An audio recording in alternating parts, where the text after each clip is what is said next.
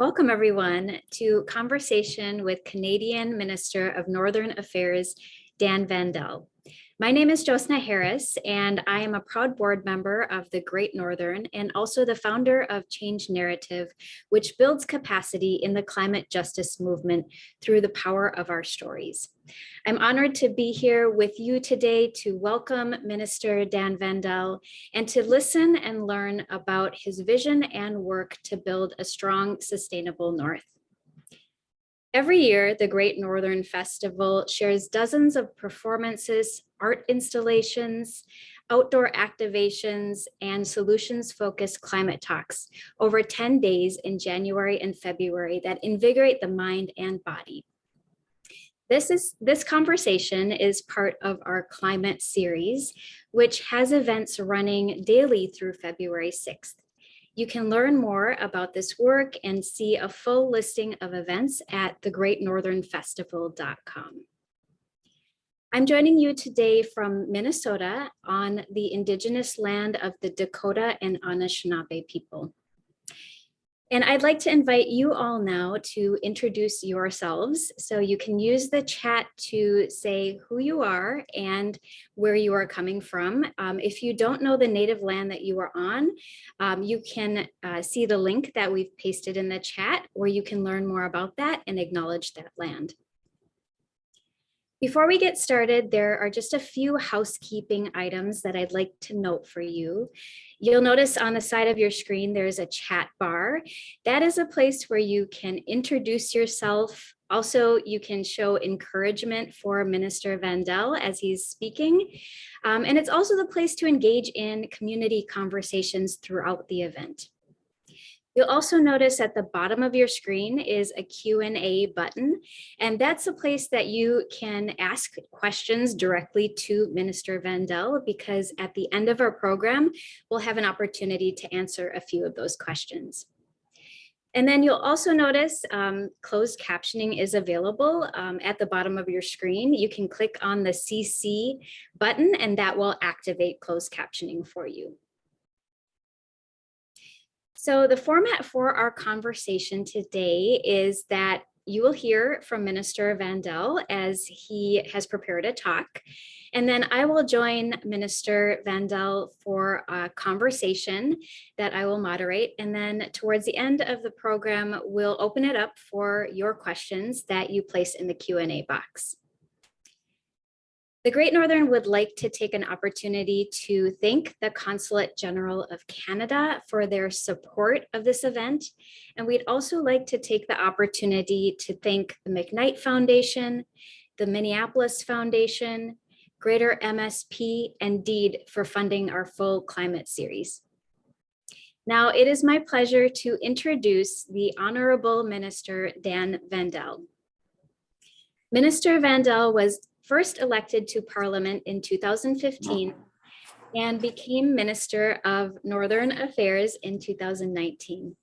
In 2021, he was given the additional responsibility of being the Minister for the Canadian Economic Development Agency and Prairies Economic Development Canada. Prior to his election to Parliament, he served 5 terms as Winnipeg City Councillor and Deputy Mayor, helping to develop Winnipeg's Aboriginal Youth Strategy, the first of its kind in Canada. Minister Vandal worked as a social worker at Winnipeg's Mama Wichita Center, an Indigenous Family Resource Center that delivers community-based programs and services. From 2010 to 2013, he was chair of the board of directors for the Aboriginal Peoples Television Network. Minister Vandal, it's a privilege to be here with you today. I'd like to welcome you and bonjour. Thank you so much, Jothsna. Bonjour tout le monde. Hello, Tansi, Kwe Kwe. I want to begin by saying I'm speaking to you from my office here in Ottawa, Ontario, the traditional unceded territory of the Anishinaabe Algonquin people. And I'm very pleased to connect with you virtually from to the various territories and communities where everybody is at today. Thank you for inviting me to speak at the Great Northern Festival as part of your Climate Solutions series. It's inspiring to see so many voices, so many perspectives, looking at innovative ways to work on solutions to the climate crisis. I'm a Winnipegger, and as a Winnipegger, as a Manitoban, I know that the Manitoba-Minnesota connection is very strong. I've been to Minnesota many times throughout my life, and I hope to go back more often once this pandemic is over. And that I know that many of the urgent climate issues that face Minnesota face Manitoba and Canada. I am the minister responsible for Northern Affairs and Prairies Economic Development Canada, as well as the Canadian Northern Economic Development Agency. I work with Northerners, for Northerners, to help create jobs, encourage innovation, grow Arctic and Northern economies, and protect its rich natural environment. Our government's approach to climate change is what we call a whole of government approach. Across the board, every department has a role to play. And intertwined with our commitment, our response to climate change is another whole of government approach towards reconciliation with Indigenous peoples. Something that is in the mandate letter of every minister in our cabinet, and something that is very important to my boss, Prime Minister Justin Trudeau. The North really is a unique place. It's home to a landscape and a climate that is both beautiful and tough at the very same time. And yet climate change is affecting the landscape and the people of the North more quickly than other parts of the country and of the world. A report commissioned by Environment and Climate Change Canada stated that the North is warming at 3 times faster than the global rate of warming. The Indigenous peoples and Northerners who live north of 60 rely on the land, the ice, and the water for their survival. It only makes sense that they are leaders, both through traditional practices and green innovation. And they're leaders in protecting their natural environment and managing the impacts of climate change. And the science on climate change is very clear. Canadians, and especially Northerners, know from experience that we have to move faster, we have to go further to look for solutions that mitigate the problems caused by climate change. Building capacity and supporting Indigenous knowledge to manage the impacts of climate change is particularly important for Indigenous nations of the North. Supporting Indigenous peoples to lead on climate action and protect their land and their water is absolutely central to reconciliation.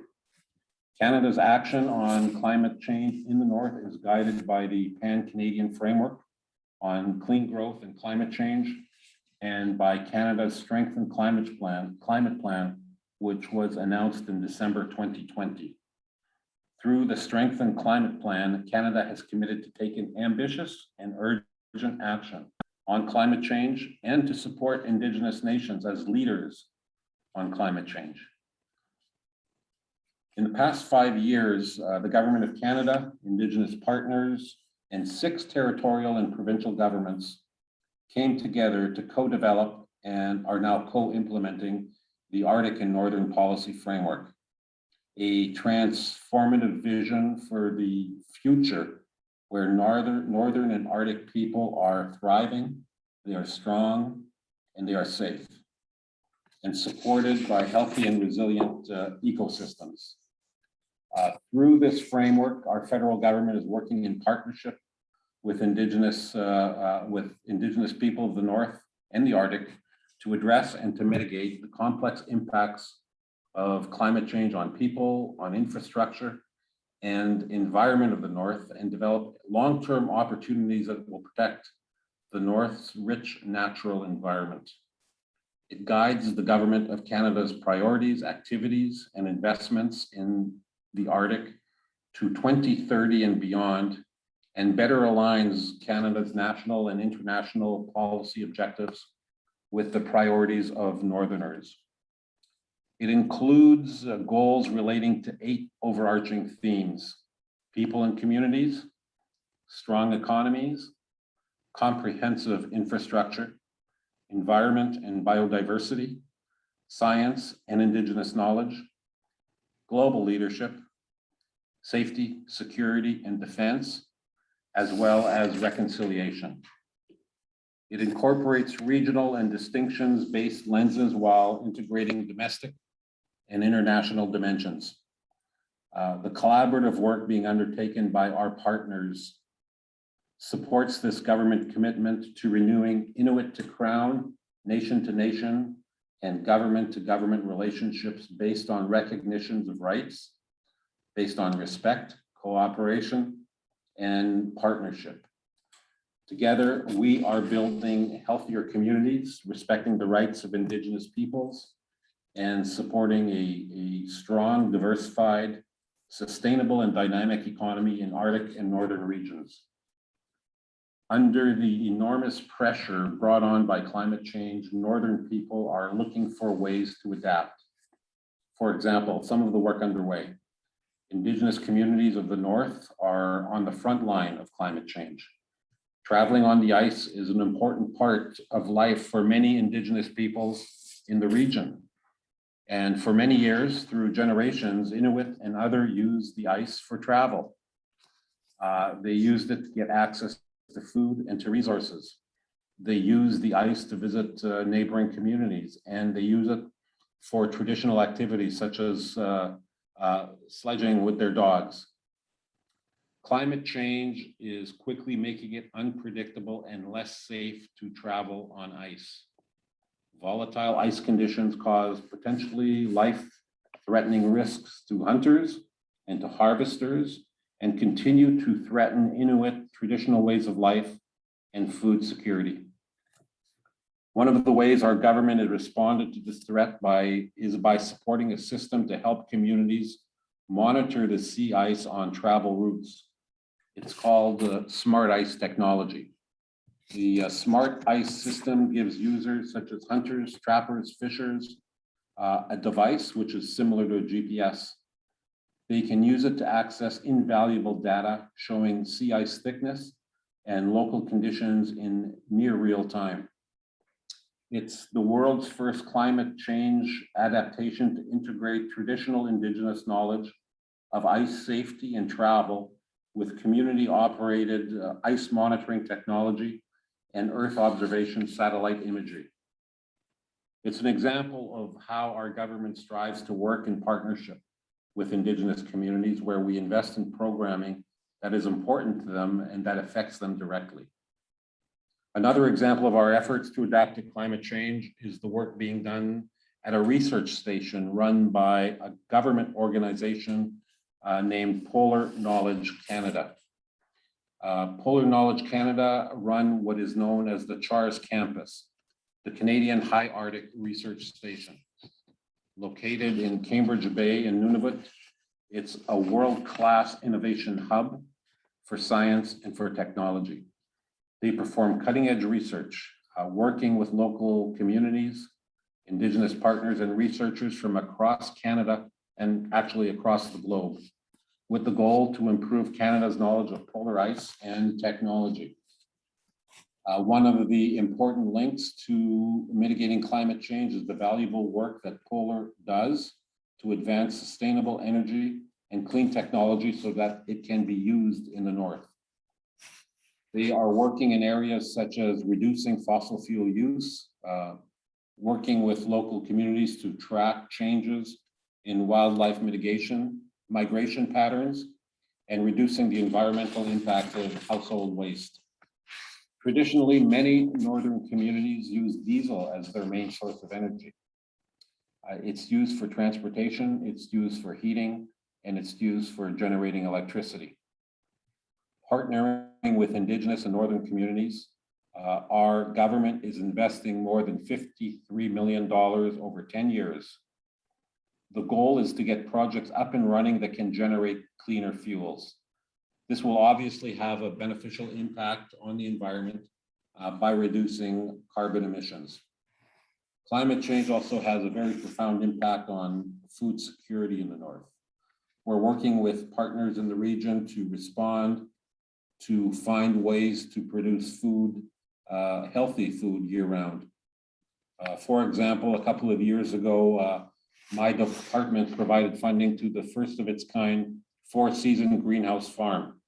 It's called Trondek Hurechon's Teaching and Working Farm in the Yukon. The community will use the farm to produce, to grow produce throughout the year, and they are also using it as a teaching venue.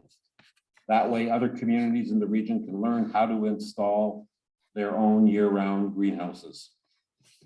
No longer is the federal government telling Northerners and Indigenous people what they need. It is their leadership and their priorities that are guiding us. The era of Ottawa knows best in Canada is over. We are working directly with local communities. This led to the creation of what's called the Harvesters Support Grant, which increases Northerners' access to traditional foods by supporting hunting, harvesting, food sharing, fishing. And in its first year alone, 5,500 harvesters, over 150 hunts, and over 120 food sharing initiatives were supported by the Harvesters Support Grant. Investments from our last budget will expand this program in partnership always with Indigenous nations. Another example of Indigenous knowledge and expertise is taking hands-on action to deal with climate change in the Kitalek region of Nunavut, which is just north of Manitoba. So from Minnesota, you go to Manitoba, and immediately north is the Kitalek region of Nunavut. Youth in the region are working with hunters and elders to track the impacts of climate change on local vegetation, on caribou, water conditions, and the marine food chain. This climate monitoring project will address concerns about accessing country food while empowering local young people. This project combines climate science with Inuit, Noyimayat Tukangit, Indigenous knowledge, Inuit knowledge, to adapt and maintain traditional ways of life while supporting more sustainable and a more resilient future. And in the hamlet of Baker Lake, the community is installing a solar energy system on the local recreation center to reduce reliance on diesel. This project will create jobs, it will generate revenue, and provide a renewable source of energy on the community. Our government will continue to be a strong partner in advancing locally led innovative solutions to climate change through programs that work always in partnership with Indigenous communities and use the wisdom of traditional knowledge that has been developed over generations and generations. We as a Canadian federal government, along with other orders of government, provide funds for all of these programs. But it's really the work of the local communities, the hamlets, the Inuit communities. It's the people who take responsibility to run these projects and all of those who are involved. It's a melding of ideas and ways of doing things that will help navigate our way through the climate change crisis. It's traditional Indigenous knowledge being braided with cutting edge science. It's elders with their knowledge of the land, lending their wisdom.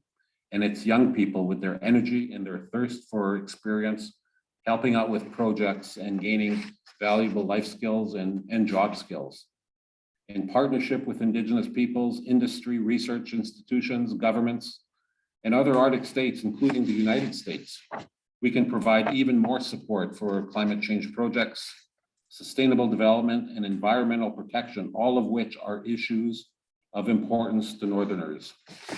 Together, we are working in partnership for the North. The land and the people depend on us all coming together to find solutions. So, Kuyanamik, Marcy, thank you very much. Merci beaucoup. It's a great pleasure speaking.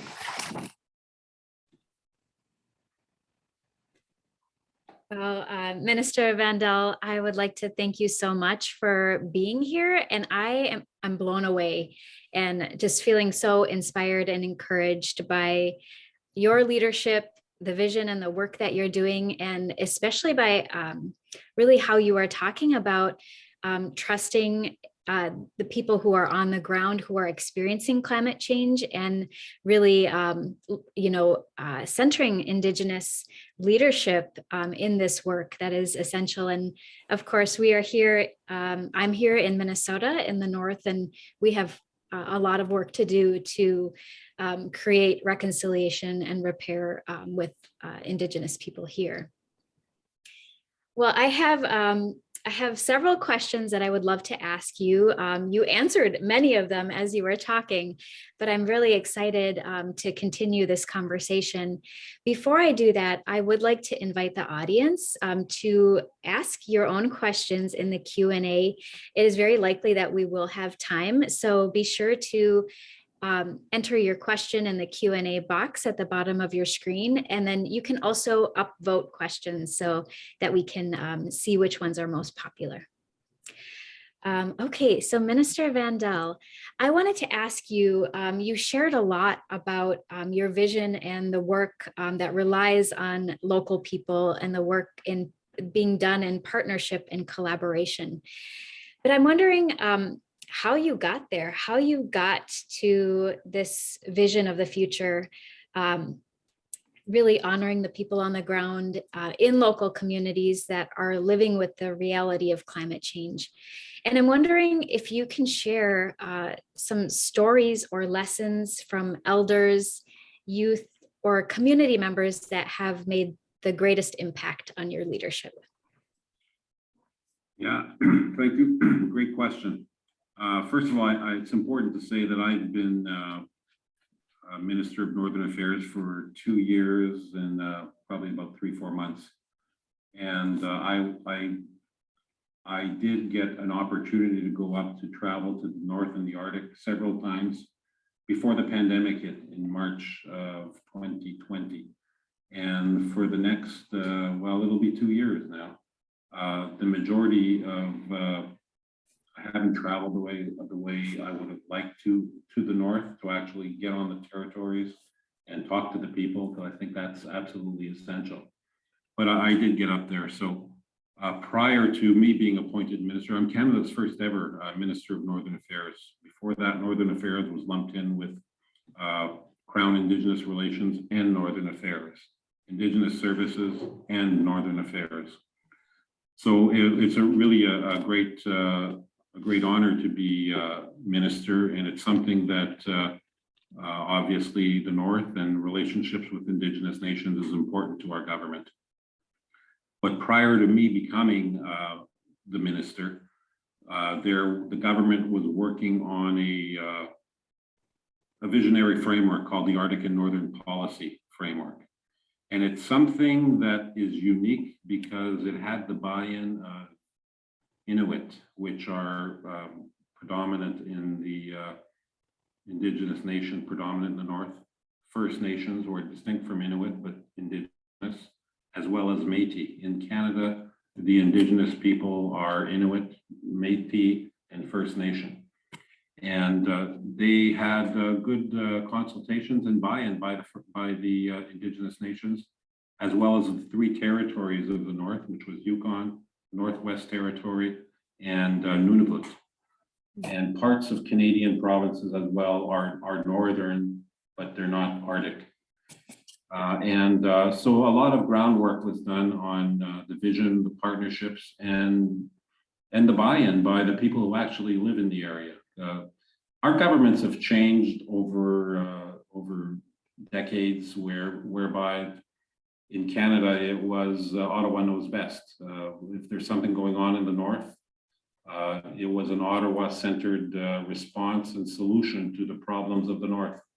And there's some horrible and horrendous stories of crimes committed against Indigenous nations in the North and all over Canada, as there is in the United States.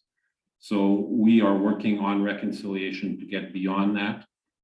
And we're working I think we're making progress, but the gaps, the education gaps, the employment gaps are so large that the progress we're making is hardly noticeable. We're going to be needing to be doing the same thing for decades and decades just to close those gaps. But specifically in some of my travels going up north, I've really seen a partnership between young people and elders. There's a young hunters program where part of the it's a program that's delivered in the community, funded by the federal government, and it's a program where teachers engage elders to teach young people about ice conditions and about hunting. And that's something that in my travels up there were real on the ground, and it's part of it's cultural restoration as well, because through oppressive colonial policies by the federal government, we tried to take the Inuit out of the Inuit people decades ago. And we tried to take the Indian out of the Indian person and make them Christianize, civilize, and assimilate. That is a policy that was Canada's first policy towards Indigenous people, and it's caused horrific effects. And the Young Hunters program was a way of trying to make those connections between young people and elders. The knowledge was there, and there's a purpose and a sense, and the necessary funding for the actual equipment, the boats, the technology needed to actually teach people traditional skills and not have to worry about spending every dollar you have doing it. Something I'm very proud of. Food insecurity is an issue. It's a huge issue in the north, and the pandemic has really made it much worse. Where in the south, I live in Winnipeg, and we have lots of poverty. We have way too much poverty, but you know, there's stores, there's food in the stores, and there's food banks, and there's charities that where you can get some food. In the north, there's not even that. So if the food from the south doesn't arrive, there's nothing. Mm-hmm. So we've partnered with Inuit and developed the Harvesters Support Grant, which is a way to helping them financially and with technology to get out on the land and hunt and fish and harvest and bring back that country food without having to spend every dollar you have. And there's not a lot of dollars up there. So that's something, again, it's a marrying of elders and young people, and those were really heartfelt moments when I was up there seeing the young people. Mm-hmm. I love that so much, and I really appreciate that cross-generational approach, because you know, we are all experiencing the climate crisis and yes. And losing so much, including traditional knowledge and ways, and that passing down of culture and tradition is so incredibly critical and important for that continued leadership. I appreciate that. It's the only way to do it. One of the other initiatives I'm very proud of that we embarked upon is we put together a task force for enhancing and improving post-secondary access in the North and the Arctic.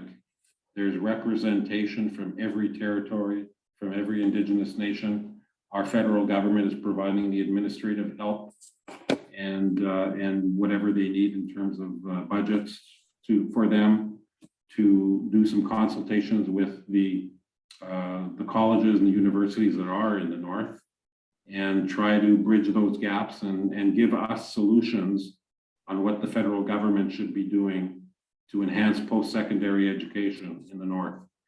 We have made some improvements in the last few years, in the last 10 years, but as I said before, the gaps are so large that it's hardly noticeable. So this task force has been around for about 18 months. It's locally led.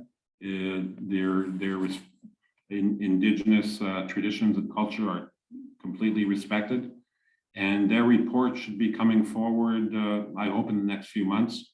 And that'll be a document that's going to guide our future investments in post-secondary education and into education in the North, because you can't have a good post-secondary system if you don't have a good junior high and elementary system. And there's a lot of work to do there as well.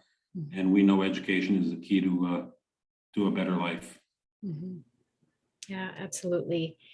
Well, it leads me to think about the youth and, that reinforcement in our education system. But I'm also wondering, what have you heard directly from youth that, youth are really experiencing climate change in a different way because this is the future that they are inheriting. And I'm wondering what you have heard directly from youth that really sticks with you. Youth are, we've developed programs and with communities where youth are involved and are trying to find solutions. One of the social issues that's so bad in the North is lack of hope and suicide. And we need to work directly with communities, and the solutions aren't going to come from the South on that. We need to empower communities and let them work and let them create. I'm a firm believer in the power of arts and the power of sport. And anyways, the point I was trying to get to was there's a project way up in Tuktoyaktuk, which is on the Arctic Ocean specifically, where through climate change, the coastal shoreline is eroding significantly year after year, and it's been a while now.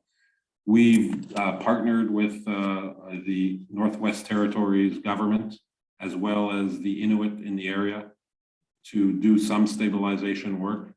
But we also have ice monitoring programs that involve young people, and there's also some projects where young people have made audio-visual recordings of what's actually going on. And they've been involved, they've been engaged, and it's really touching work to see it. But there's so much more to do and there's so much more work to do. But we are continually working with communities, and again, it's that bridge between elders and young people. And I think somewhere, if we can find it, I'm sure we can, there are videos being made that are done by young people on the conditions in Tuktoyaktuk. It's Project Creatus, actually, which was created by those young people in Tuktoyaktuk. And maybe you've seen it already. It's a resource out there, but totally created by young people with the help of teachers, elders, and the federal government. Mm-hmm. I too believe in that creativity of young people, and really the Great Northern is all about bringing in the arts and culture and climate, because these are the ways that we need to translate for everyday people to understand and make these issues relevant to their lives. So I love hearing about that, and I hope we can share some links with the access to those videos For sure. at a later time. So I know we have some questions coming in the Q&A. Before we get to those, I did want to ask you about the Arctic and Northern Policy Framework, which is, a groundbreaking, transformative vision of the future. And really at the heart of it is partnerships and collaboration and reconciliation of Canada's relationship with Inuit, First Nations, and Métis, as well as supporting non-Indigenous people in the North. And I'm wondering, you've shared during your talk about really the heart of what this framework is all about. But I'm wondering if you can share what success would look like and mean for the people of the North. Can you paint that picture for us of what that would look like? Yeah, that's a great question. First of all, let me say that the framework is our visionary framework that binds everything. There's so many issues that are important to the North. Climate change we're talking about today. Permafrost is melting in the territories, and when the permafrost melts, it buckles the infrastructure, the housing, and the roads. The roads are literally going like this until they're dangerous to drive on. So infrastructure is a huge issue, which transportation. The North is isolated in the territories, which leads to the cost of living being very high. It leads to food insecurity. So we have climate change, we have transportation, we have infrastructure, we have housing. The issue I hear most often in all of my travels, virtual and real, in the North has been, we need better housing. We need, the housing deficit is so very significant because historically, and the reason is generations of government after government simply not investing the money that the North needed to build good housing and good infrastructure.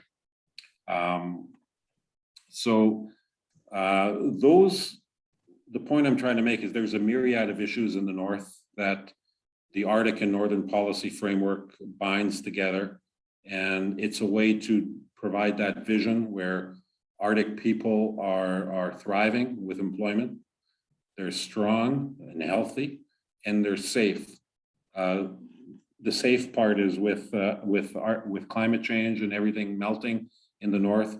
There's some very serious questions about Arctic sovereignty, and with the role of other countries such as Russia and China being interested in the North, more interested than ever, of establishing a presence in the North. And so Canada's up there. That's a very significant global geo-global issue. The Arctic and Northern Policy Framework binds that all together. And in fact, we had a meeting in Ottawa before Christmas, where for the first time ever, we had Inuit, First Nation, and Métis, the three Indigenous nations at the table. Well, Inuit and First Nation were at the table, Métis were virtual, as well as two premiers, the premier of Nunavut, the premier of Northwest Territories were at the table, literally at the table, and a high-ranking minister from the Yukon government was at the table. So for the first time in modern history, everyone is at the same table talking about the same issues. We also are part of the Arctic Council, which there's, I think, 7 or 8 Arctic nations that are part of the Arctic Council, including the United States, and talking about all of those important Arctic issues. So we have the vehicle, and success looks like where the people of the North, specifically the Indigenous people, have the same quality lifestyle as non-Indigenous people and of people of the South, where the tuberculosis epidemic is eliminated. And we do have a working group with ITK, which is the political representation of Inuit, to eradicate tuberculosis by 2030. Tuberculosis is still an issue in Nunavut, where people die from TB. And because of poor housing conditions, of poverty, and food insecurity. So success will look like where we can get rid of the tuberculosis epidemic, where we can lower the suicide rates in isolated communities, where we can enhance the quality of education and the actual make sure we have more people graduating, where we can create more jobs for Northerners and alleviate some of the poverty in the North. The biggest job creator in the North is mining. And mining has a pretty bad history as well, historically, where they mine the land. When that's done, they leave. And there's a horrible story about Giant Mine in the Northwest Territories where arsenic was ingested by Indigenous people and simply left there for the federal government to clean up. And we are doing it. And we have a partnership with the Dene Nation, who are there. they're going to get most of the jobs once we do it, but they're going to be safe jobs. And it's part of that local development and empowerment that drives us forward. So that's what success looks like. Let's eradicate food insecurity. Let's build better infrastructure. It's the challenges are there. They're profound, and they're going to take continual government involvement and investment for generations. I so appreciate just how candidly and honestly you speak about the challenges and also the egregious history, and but the holding what you described before as the beautiful and the tough, and I appreciate that that vision of where we can go, and of course the United States has a lot of work to do, and I love how you put it that this is a long-term work that we must do with climate change. Also, it's going to be a very long-term investment. The world needs to do it. Mm-hmm. Because if it's just Canada, well, we're going to do the best we can, but we need the United States involved. We need the entire world involved, pulling in the same direction. And that's why the international meetings are so important, because the only way to get to that point is by engaging with one another and by by speaking to different nations, even if you don't agree with them. If you don't agree with them, it's even more important to speak to them, because that's the only way that minds are changed and that positions are amended. Is engagement is very important on the international scene, and you have to be hopeful, because that's the only way to move forward. Because if you're not, then it gets really tough if you're not hopeful. So you have to be hopeful and do what you can. Yeah, absolutely. Well, on that note, I'd love to move over to some of the questions that have been generated in the Q&A. And for everyone who's watching, if you would like to ask a question, again, you can click on the button at the bottom of your screen. You can also click on the thumbs up next to questions that you like to upvote those questions. And I'm seeing a question here that really continues the line of thinking that you were talking about, Minister. And this question is from Janet. So powerful, some of the work and programs you are doing centering Indigenous voices and knowledge. I feel Canada is far ahead of the US in this work. Are there ways specifically that you are working with the US on climate change and also working with Native people? Yes. We use the term whole of government quite often, because my ministry is one of about 30 ministries. And I know that other ministers, beginning with foreign affairs, foreign affairs, every ministry, I believe, is engaging with their American counterpart to talk about our relationship, first of all, and our place in the world as North America. And I know that there's been great alignment with the American government's climate change plans, as well as our climate change plan. So that's refreshing. I know that we have a Minister of Indigenous Services, which is now Patty Haidu, and Minister of Crown Indigenous Relations, and myself. We are meeting with the appropriate political representations for those portfolios in the United States, and that's ongoing on a continual basis. And as I said, not only of the bilateral relationship with the Americans, because that is so important, because we have the largest unprotected border in the world. In many ways, I told you I'm from Winnipeg. Well, Minnesota is a lot closer to me than Ottawa, Ontario. In fact, Ottawa is about 2.5 times further than Minnesota, and I feel very at home in Minnesota, and we have a lot of similarities, and that's important that we work together as two nations. But equally important is the international forums, beginning with the United Nations, the Arctic Council, all the numerous international forums that are out there to talk about climate change, to talk about how are we going to vaccinate the world. Mhm. I mean, right now we have Omicron, and it's created havoc in Canada, probably, I know the United States as well. The only way we're going to stop the variants from developing and threatening our individuals and our health systems is by vaccinating the world. So we're involved in those international discussions to make sure that we can work together to vaccinate the world and try to get rid of this pandemic once and for all, because we're all sick of it. I agree. And we wish we could have hosted you in person here in We were Minnesota. supposed to go. Yeah, Right. we were supposed to be there, and that would have been a great trip. I know. Well, and I did want to ask you about your background of your in your Zoom screen. If you could tell us what we're looking at behind you.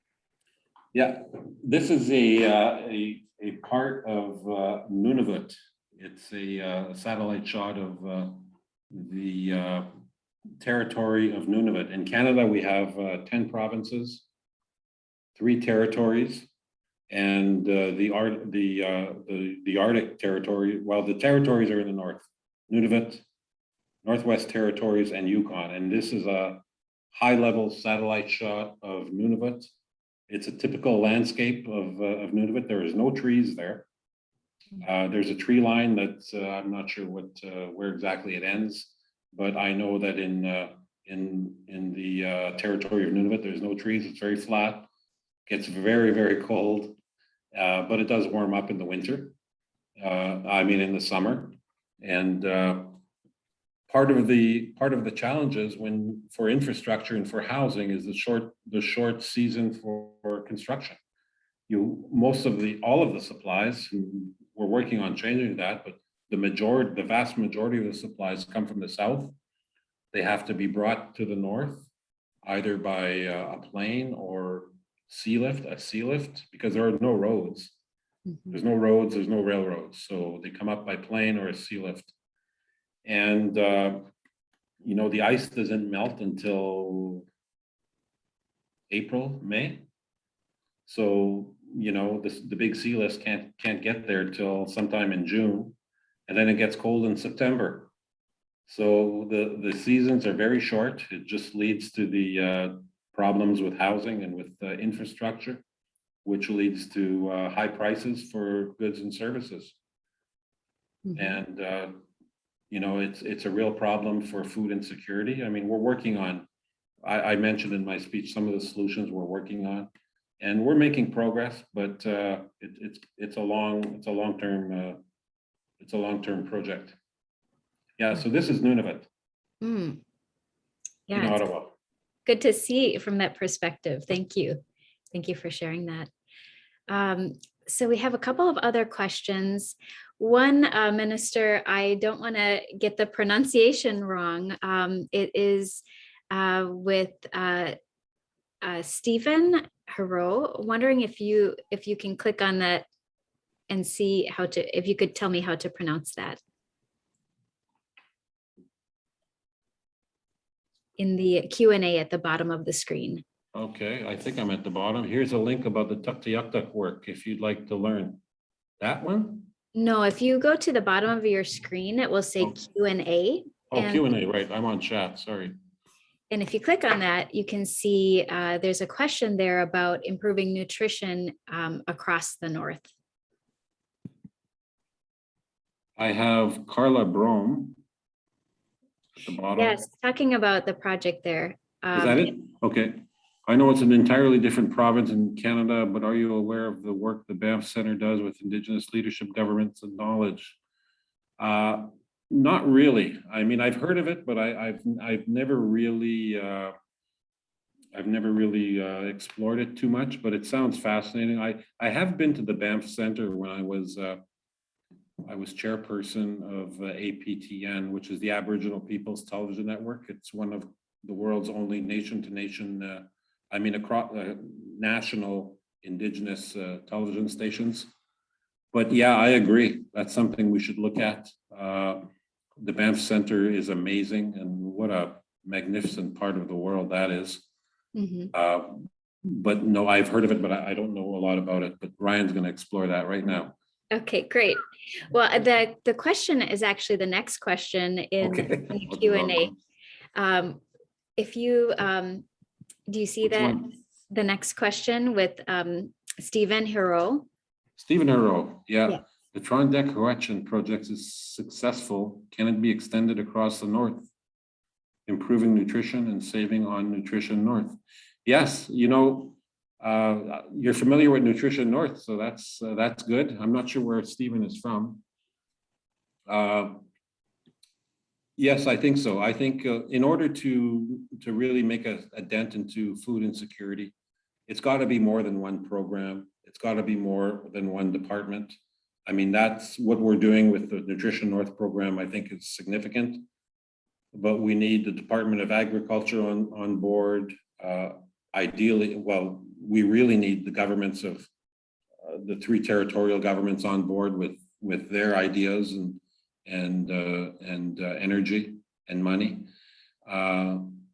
But we need to involve a whole of government, agriculture, something we're embarking on, and we've been doing lots of consultation. The fisheries minister is leading this, is a blue economy, which is getting more sustenance from the ocean. And I was on an international call once on the blue economy, and that there was a fact that stayed with me, saying that a large percentage of what we draw out of the ocean is simply wasted. And there could be so much more use for fish and other food you draw from the ocean, and lots of other things. I'm a prairie guy, so I don't know much about the ocean, but our government is involved through the Minister of Fisheries on developing a blue economy with Indigenous nations and with the territories. The North has one of the world's largest coastlines, and not a lot of it. A lot of the blue economy work is infrastructure based, with more ports and more infrastructure to help the fishing and the harvesting. But that's something that is important to our government as well. Thank you. The next question is from Michael. Many of the natural resources that are coming available for development in the North are ones that conflict with the government's climate commitments, or at least make those commitments more difficult to achieve. How do you balance the desire of Northerners to benefit from these resources, particularly after many Southern provinces have reaped huge rewards when they have developed those same resources in the past, with the reality of climate change will impact the North more so than anywhere else in Canada? Yeah, that's a great question, and it's a very difficult question. It's first of all, we have regulatory systems in place in the North, in the North, that are Indigenous led and are led by local people. In Nunavut, there's a Nunavut Impact Review Board, which has the authority to hold public hearings, to hear from proponents of projects, whether any kind of resource development project, to hear from opponents, to hear from people who are just there for information, to do the research, resources to do the research, and to make sure that the projects that do go forward are environmentally sustainable. I think the bigger context is that our government has some ambitious plans for climate change, We want to be net zero by 2050. We want to be reduce carbon emissions by